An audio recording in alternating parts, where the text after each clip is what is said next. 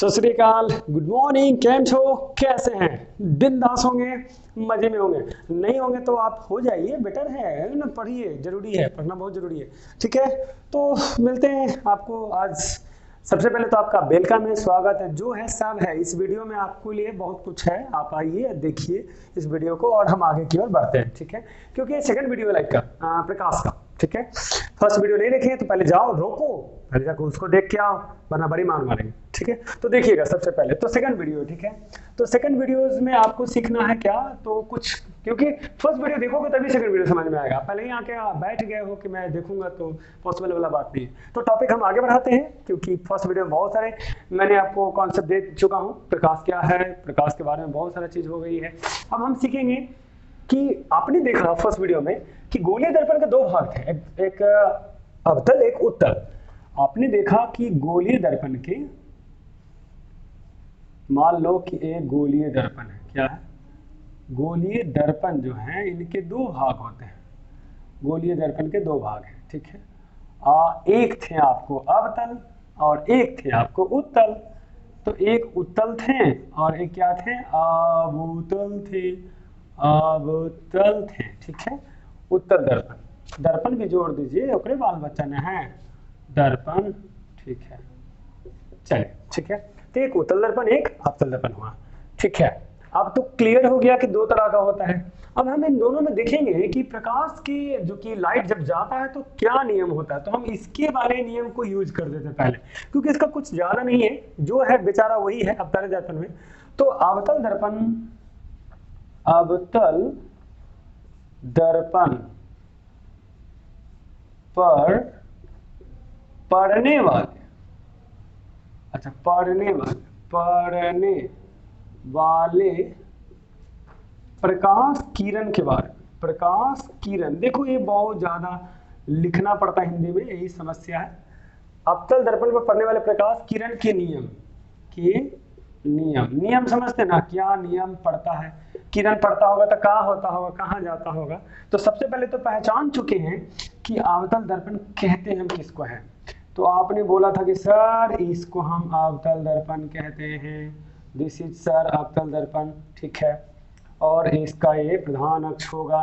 ठीक है, तो तीन नियम को जरा दिमाग में रखो। पहला नियम number first, case number first, case number first क्या है, केस नंबर फर्स्ट है, नियम नंबर फर्स्ट है कि इस अवतल दर्पण के सामने अगर जाएगा, इसके समांतर यानी प्रधान अक्ष के समांतर अगर रेखामुख अक्ष के समांतर अगर जाएगा तो फोकस से होकर गुजरेगा। किससे होकर, फोकस।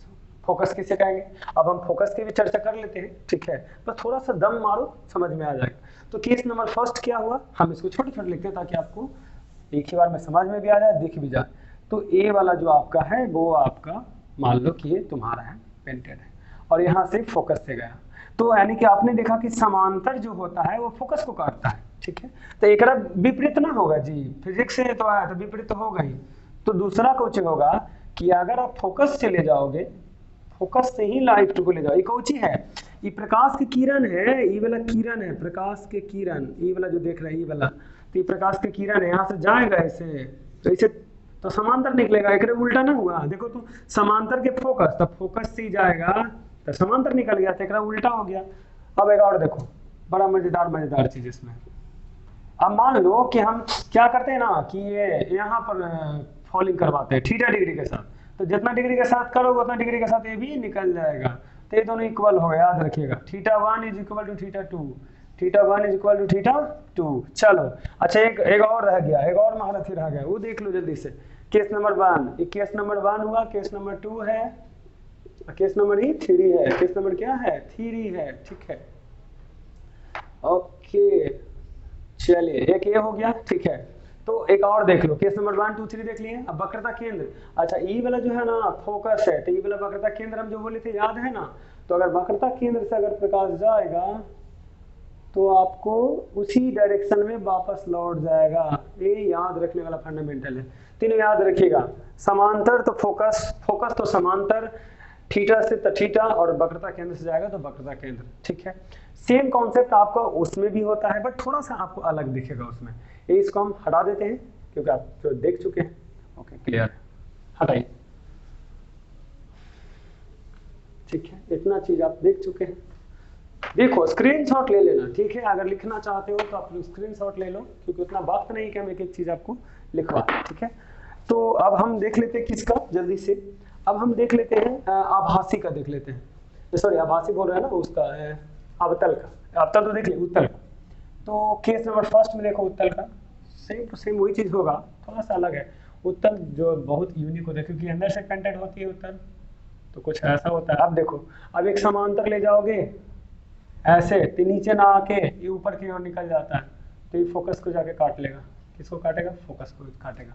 तो केस वन नजर आ गया तुमको, बहुत अच्छा से नजर आ गया, ठीक है। एकदम क्लियर करते चलना, जहां भी डाउट होगा बोलना, ठीक है। कमेंट में कर सकते हो, लाइव तो मैं पढ़ा नहीं रहा हूँ, लाइव पढ़ाता तो आपको बहुत मजा आता, पढ़ने में भी एक एक चीज आप समझ जाते, ठीक है। अच्छा, तो दो गो रेना है, तो एगो जो है ई वाला यहाँ जाएगा, तो ये जो है वक्रता केंद्र को जाएगा, ये भी याद रखना। ये वक्रता के थोड़ा तो दूर कर देते हैं, तो मजाक हो गया। अच्छा, थोड़ा सा दूर कर देते हैं, मान लो ये वक्रता केंद्र है, ठीक है।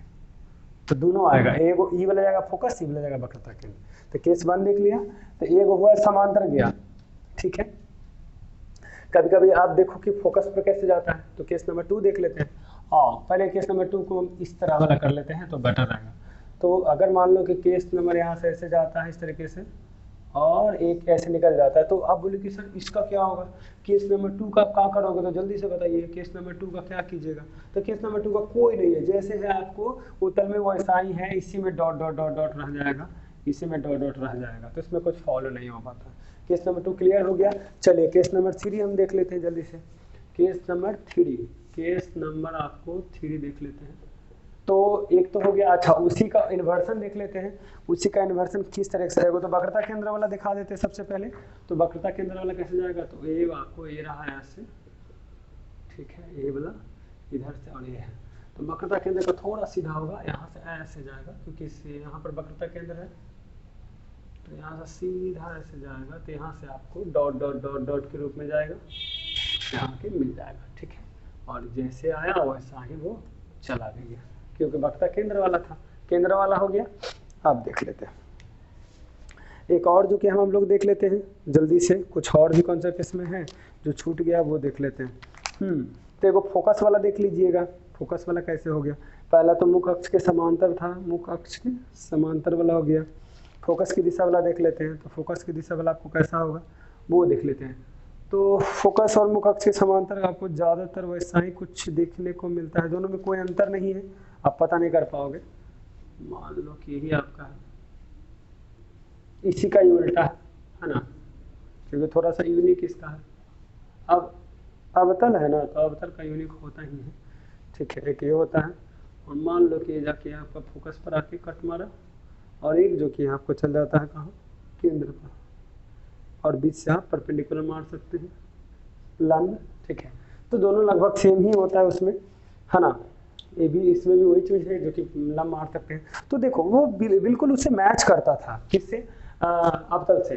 पहला तो आपको अगर जो इसमें खास बात है कि जो भी इमेज बना, जो ई पट्टी बनेगा, वो पट्टी नहीं ई पट्टी बनेगा, ठीक है। इसी का एक खासियत है। Case number 1, case number 2, case number 3, case number 4।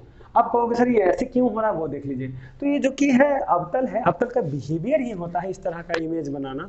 अवतल जब भी बनाता है, अवतल बोल रहे हैं उत्तल, उत्तल जब भी बनाता है तो आपको वर्चुअल बनाता है, रियल कभी नहीं बनाता, ठीक है। तो आपने 4 तरह का केस देखा, चारों केस को थोड़ा दिमाग में रखिएगा। अच्छा, कहीं पर ना समझ में आए तो कमेंट जरूर करो, कमेंट ना करते हमें पता ही नहीं चलता कि आप समझ रहे हो कि नहीं समझ रहे हो। कमेंट करोगे तब ना उस पॉइंट को हाईलाइटेड करके फिर से बताएंगे, राइट। तो इस वीडियो का सबसे धांसू कॉन्सेप्ट, ठीक है, आज हम लोग प्रूफ करेंगे F बराबर R/2, F बराबर R/2 किसके लिए, अवतल के लिए, उत्तल के लिए, दोनों कर सकते हो। चाहे तुम बोलो अवतल के लिए, चाहे बोलो या उत्तल के लिए, दोनों का कर सकते हैं। किसी एक को भी सीख लीजिएगा तो एग्जामिनेशन में आपको काम देगा। F जो होता है आपको फोकस दूरी होती है, फोकस दूरी होती है, फोकस दूरी होती है, और R जो है आपका वक्रता त्रिज्या होता है, वक्रता त्रिज्या होता है। इसका मतलब वक्रता त्रिज्या को दूसरा भाग दीजिएगा तो फोकस के बराबर हो जाएगा। तो जल्दी से शुरू करते हैं। हाँ, तो जल्दी से कॉपी पे लेके बैठो और देखो अरे तो लिखना तो ठीक है, लिख लीजिएगा बाद में, पहले समझिए, समझना बहुत जरूरी है कि अब आप मान लो कि ये आपका जो है बहुत अच्छा सा एक सुंदर सा अवतल दर्पण जो मैंने आपको बना रखा हूँ, इस तरीके से आप देख लो, ठीक है। और ये अवतल दर्पण है, तो ये वाला जो है आपका मान लो कि ये आपका केंद्र है और ये क्या है, फोकस है, ठीक है। फोकस आप जान गए हैं कि जहाँ कट मारता है उसी को फोकस कहते हैं। तो एक समांतर जो कि है हम रेखा को ले जाते हैं और यहाँ से कट मरवा देते हैं, यहाँ से फोकस से क्या हुआ, कट आपका गया, ये फोकस से गया, ठीक है। और एक जो है, अब ये तो हुआ आपका, अब एक ले जाओ कहाँ, वक्रता केंद्र से, कहाँ ले जा सकते हो, वक्रता केंद्र से। मान लो कि एक जो रेखा जो कि है वक्रता केंद्र से ले जाएगा तो कुछ ऐसा होगा, ठीक है, ये वक्रता केंद्र से गया, ठीक है। वक्रता केंद्र से भी ले जा सकते हैं, कोई भी इशू नहीं है, वक्रता केंद्र से भी ले जा सकते हैं बहुत सारी चीज़ों को, तो देख लेते हैं, ठीक है। क्लियर है यहाँ तक, सही है, ठीक है। तो अच्छा एक चीज़ और देखो, इसमें खास बात क्या है कि सबसे पहले तो हम क्या रेखा बनाए वो हम देख लेते हैं। सबसे पहले हमने क्या किया कि एक आपतित रेखा आया और एक दर्पण से आके टकराया, और ये जो है आपतित किरण है, तो आप जानते हैं आपतित किरण है, और ये जो है प्रवर्तित किरण, तो यहाँ से मूल बिंदु है, मान लो वो है, ठीक है। अच्छा अगर एक मान लो कि अभिलंब खींचते हैं, और अभिलंब जो कि है ये तिरछा होने के कारण जाके किसे टकराता है, ये अभिलंब है, ठीक है। याद रखिए कोई रेखा हम नहीं खींचे, थोड़ा सा दिमाग में रखिएगा, ठीक है। अभिलंब है, अब ये अभिलंब है तो ये प्रवर्तित है, प्रवर्तित है जो कि यहाँ से प्रवर्तन के बाद आ रहा है, ठीक है। तो जरा ध्यान से देखो कि हमारे पास बचा ही क्या है, ठीक है। अब ये जो है जो कि है आई है और ये जो कि है आर है, तो सर हम जानते हैं, ठीक है। अच्छा नाम दे दो, ओ है ना, तो यहाँ दे दो ए, यहाँ दे दो बी, और यहाँ दे दो सी, इसको दे दो डी, एक त्रिभुज बना इन ट्रायंगल। अच्छा त्रिभुज देखो ए बी ओ में, ए बी ओ में आपके पास क्या है, आपके पास जो कि है दिया गया है, देखो तो जरा ध्यान से, आपके पास जो दिया गया है दो भुजाएं हैं जो कि है आपको कौन से भुजाएं हैं भाई, त्रिभुज में एक ए वाला हमारे पास भुजाएं हैं A B comma B O और ए ओ, इतने सारे तीन भुजाएं हैं, तीनों में क्या संबंध है वो देख लेते हैं। यानी त्रिभुज है, एंगल भी है, तो सबसे पहले तो प्रकाश के प्रवर्तन के नियम से, अच्छा पहले लिख देते हैं कि एंगल सी ओ ए, कौन वाला, सी ओ ए जो होगा, एंगल सी ओ ए बराबर होगा आई, और बराबर होगा किसके, यहाँ लिख देते हैं एंगल इसके, यानी कि ए ओ बी के, ए ओ बी के, तो कह सकते हैं आई बराबर आर है, एंगल किससे, तो प्रवर्तन के नियम से, प्रवर्तन के नियम से, ये नियम है किसके है, प्रवर्तन के नियम से, आई बराबर आर होता है।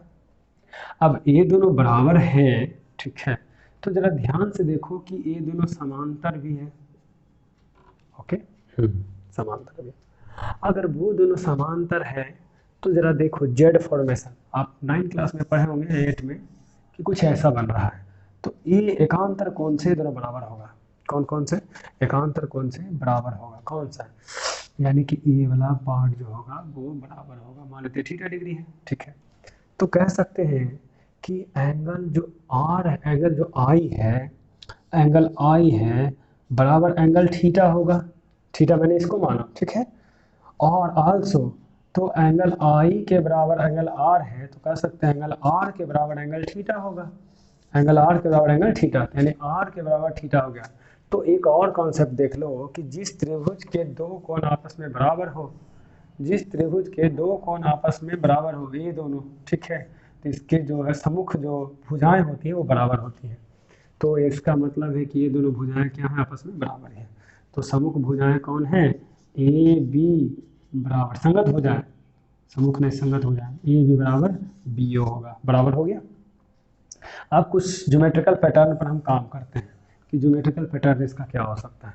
अगर मान लो कि ये जो है नीचे की ओर झुकाई जाए, यानी बी ओ को धीरे धीरे नीचे लाएंगे तो एक वक्त ऐसा आएगा कि ये पोल पर आके मिल जाएगा, इस वाला बिंदु पर आके मिल जाएगा, यहाँ पर मिल जाएगा, ठीक है। अभी पोल पढ़ा के मिल जाएगा तो सबसे छोटा दूरी तो वही होगा ना। तो मान लो अभी तो बराबर है ना, तो एक वक्त ऐसा आएगा कि ए बी बराबर हो जाएगा किसका, बीपी का। क्यों, या बीओ, अब बराबर बीओ का कह देंगे क्योंकि बीपी पर आकर बीओ गिरेगा, बीओ जो कि गिरेगा बीपी पर, तो बराबर हो जाएगा। तो कह सकते हो ना एपी बराबर है ना क्या, ए बी प्लस में ए बी होगा क्योंकि ए बी के बराबर बीपी है, तो ए बी, इसको भी ए बी ही बोल देते हैं। तो ए पी बराबर 2ab बोल दें, 2ab। अब यहाँ से देखो, अब यहाँ से देखो और यहाँ समझो कि ए पी बराबर जो बोले हैं तो क्या होता है। अब हम कह सकते हैं कि ए पी बटा में 2 बराबर में ए बी होगा, बराबर में ए बी होगा। क्यों, इधर से हम भागा दे दिए, तो ए पी क्या है, ए पी जो कि है वक्रता त्रिज्या है, तो यहाँ से लेके यहाँ तक की दूरी को हम आर कहते हैं, क्या कहते हैं, आर। और यहाँ से लेके यहाँ तक की दूरी को हम एफ कहते हैं, क्या कहते हैं, एफ। तो आर बटा 2 बराबर में क्या हो गया, एफ। इसी को तो प्रूफ करना था, hence it is the proof. ठीक है, तो बस दो चीज है जो कि एकांतर कोण आपको याद रखनी है इस वीडियो में। इस वीडियो में इतना ही, मिलते हैं नए वीडियो के साथ, है ना। Thanks a lots.